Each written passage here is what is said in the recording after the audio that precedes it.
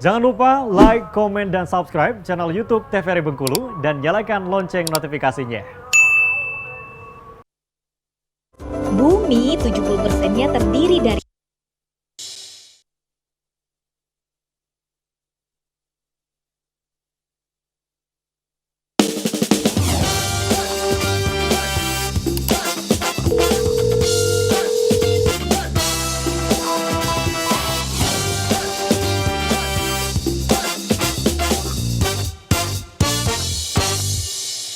Halo pemirsa, kembali lagi di TVRI Bengkulu. Hari ini bareng aku Afifah Manca yang akan menemani pemirsa dalam 1 jam ke depan. Tentunya di program kesayangan kita, yaitu Dokter Kito Bersama Kita Sehat. Nah, hari ini kita akan membahas mengenai kejadian pasca imunisasi pada anak.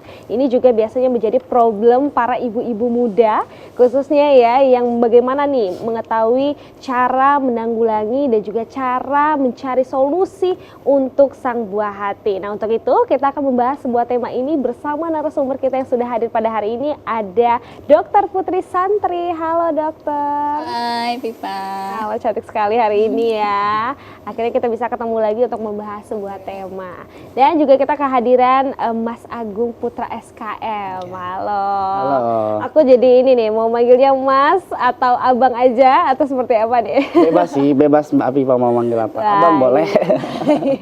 Nah, hari ini kita akan membahas mengenai kejadian pasca imunisasi pada anak. Nah, dokter mungkin terlebih dahulu dijelaskan terlebih dahulu gitu ya mengenai pasca imunisasi ini, apakah memang kerap kali ada kejadian-kejadian yang mengkhawatirkan terhadap anak ini.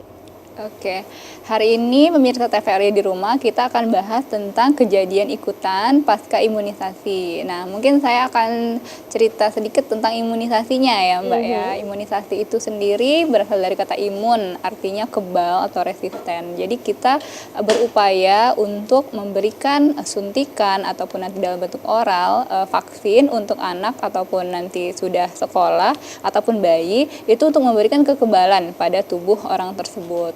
Gunanya apa? Supaya nanti anak tersebut atau bayi ataupun anak sekolah itu dapat kebal terhadap penyakit tertentu. Jadi nanti ada banyak jenis vaksin atau jenis imunisasinya. Nah, itu yang kita harapkan dapat memberikan kekebalan tubuh. Nah, yang namanya kita memberikan obat ataupun benda asing ya dalam tanda kutip ke dalam tubuh kita, ada kemungkinan reaksi yang terjadi itu tidak sesuai dengan yang diharapkan. Memang harapan kita reaksinya adalah membentuk kekebalan tubuh, tetapi ada kejadian-kejadian yang dinamakan kejadian ikutan pasca imunisasi. Contohnya seperti demam atau mungkin gatal di daerah suntikan atau bengkak di daerah suntikan tersebut. Tidak banyak kejadiannya kalau di puskesmas di sekitar di tempat saya bekerja itu tidak terlalu banyak, tetapi tetap saja ada 1-2 ada, dan itu harus dilaporkan. Nanti ada pihak atau bagian khusus ya tentang yang menjadi tempat untuk kita melaporkan hal tersebut, dan nanti kita juga akan memberikan edukasi kepada para ibu ataupun ayah keluarga bahwa kejadian ikutan pasca imunisasi ini bukan sesuatu hal yang harus ditakutkan, tapi tetap saja harus dilaporkan gitu untuk diketahui langkah apa yang harus diambil untuk orang tua dari anak tersebut. Nah, kalau dari Bang Agung sendiri nih, ini kan yang biasa langsung ke masyarakat nih. Seperti apa sih mungkin kekhawatiran pada ibu-ibu, khususnya ibu muda yang baru punya anak biasanya kayak khawatirnya itu lebih dibandingkan ibu yang mungkin sudah punya anak kedua, ketiga, itu seperti apa nih di masyarakat sendiri? Biasanya itu hal biasa ya kalau untuk ibu-ibu muda ataupun memang ibu yang udah biasa anaknya udah dilakukan imunisasi ya, kekhawatiran mereka paling mereka udah disampaikan sebelumnya sama Dokter Putri bahwasannya kekhawatiran mereka itu paling sesudah pasca imunisasi, kenapa kok anaknya demam gitu, kok tiba-tiba di area sekitaran yang pas disuntik gatal gitu. Tapi sebelumnya kita petugas dari terkhususnya di puskesmas kita ya melakukan imunisasi, kita sudah memberitahukan terlebih dahulu bahwasannya untuk vaksin ini nanti efeknya bakal anaknya meriang gitu, demam. Jadi sebelum terjadi sesuatu itu kita kasih tahu dulu. Jadi biar ibunya tidak panik atau keluarganya tidak panik. Jadi mungkin untuk udah anaknya ada keluhan demam, nanti akan diberikan obat gitu. Ya, untuk dikonsumsi biar penurun panas gitu. Jadi udah dikasih terlebih dahulu edukasi ke orang tuanya. Baik, jadi sebelum melakukan imunisasi pastinya kita memberikan edukasi terlebih dahulu ya terhadap ibu-ibu ini agar tidak ada kekhawatiran yang cukup tinggi. Karena biasanya kalau ibu-ibu muda itu kekhawatirannya lebih lagi ya. Jadi memprotek anaknya ini. Baik, nah dokter tadi kan sempat membahas mengenai imunisasi itu sendiri. Mungkin bisa dijelaskan lagi nih dokter mengenai imunisasi ini apa dan apa saja nih gejala-gejala yang timbul setelahnya. Silakan dokter. Ya, saya izin berdiri ya. Untuk menjelaskan sedikit bahwa imunisasi ini adalah proses untuk membuat seseorang kebal terhadap suatu penyakit dengan pemberian vaksin yang merangsang sistem kekebalan tubuh agar kebal terhadap penyakit tersebut. Sudah kita jelaskan di awal ya.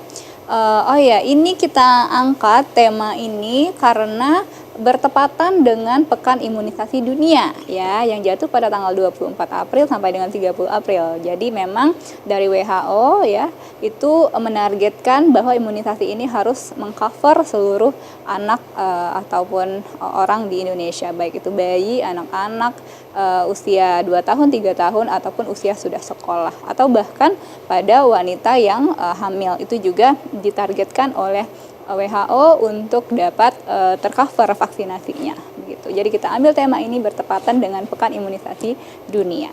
Ya. Next, kalau kita ngomongin tentang imunisasi atau vaksin itu banyak sekali jenisnya dan itu diberikan tergantung dengan usia dari anak tersebut. Misalnya dari baru lahir yang diberikan vaksin apa, nanti 1 bulan yang diberikan vaksin apa, itu banyak sekali jenisnya. Mungkin boleh di next dulu. Jadi perlu diketahui untuk para pemirsa TVRI di rumah, vaksin yang kita berikan ini ada 2 jenis ya. Vaksin itu ada 2 jenis. Jadi ada vaksin yang kandungannya itu adalah bakteri atau virus yang dilemahkan. Yang kedua, bakteri atau virus yang memang sudah dimatikan, kemudian diproses proses kimiawi sehingga terbentuk cairan ataupun obat vaksin tersebut. Nah, itu yang kita berikan ke tubuh seseorang atau tubuh manusia. Jadi, harapannya nanti ketika diberikan antigen, kita menyebutnya antigen ya, bakteri atau virus tersebut disuntikkan ke dalam tubuh bayi ataupun anak-anak, itu kita harapkan antibodi atau kekebalan di dalam tubuh kita itu terbentuk karena sudah dikenalkan dengan antigen. Kita ambil contoh vaksin BCG ya, BCG itu untuk mencegah penyakit TBC.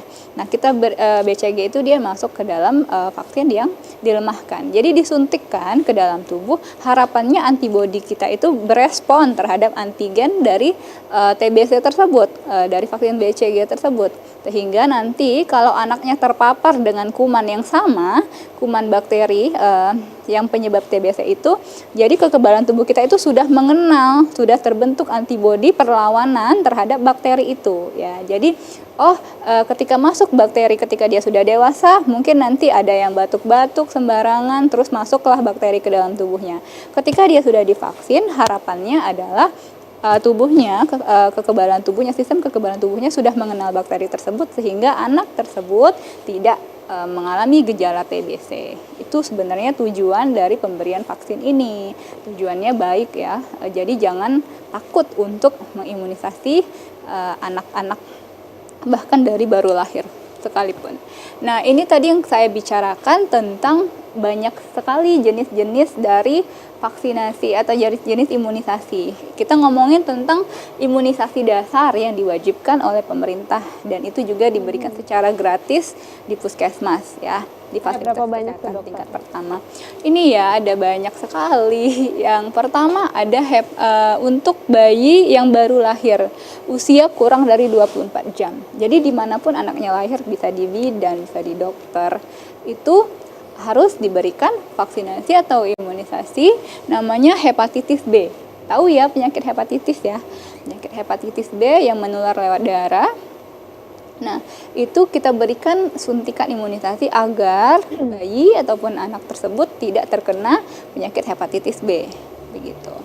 diberikan usia kurang dari 24 jam. Kemudian naik lagi tumbuh sampai usia 1 bulan, anaknya akan diberikan lagi BCG namanya, vaksin BCG yang tadi yang saya sebutkan. Imunisasi BCG untuk mencegah penyakit TBC ya.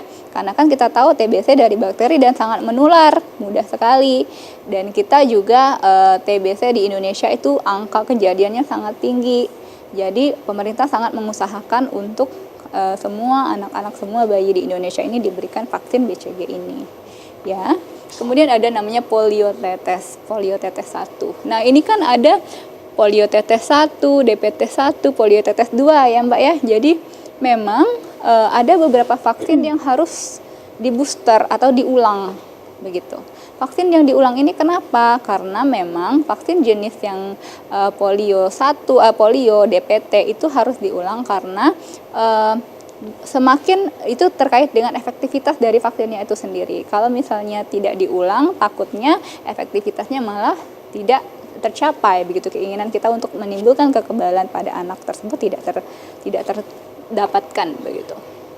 Nah, ini beberapa jenis yang wajib ya, imunisasi dasar. Ada polio, tadi ada BCG, terus ada namanya DPT HB-HIB. Agak panjang nih, DPT HB-HIB. Jadi satu vaksinnya itu satu paket, dia sudah ada vaksin DPT. DPT itu dia difteri, pertussis, tetanus, kemudian HIB dan HB hepatitis B, HIB itu untuk hemophilus influenza.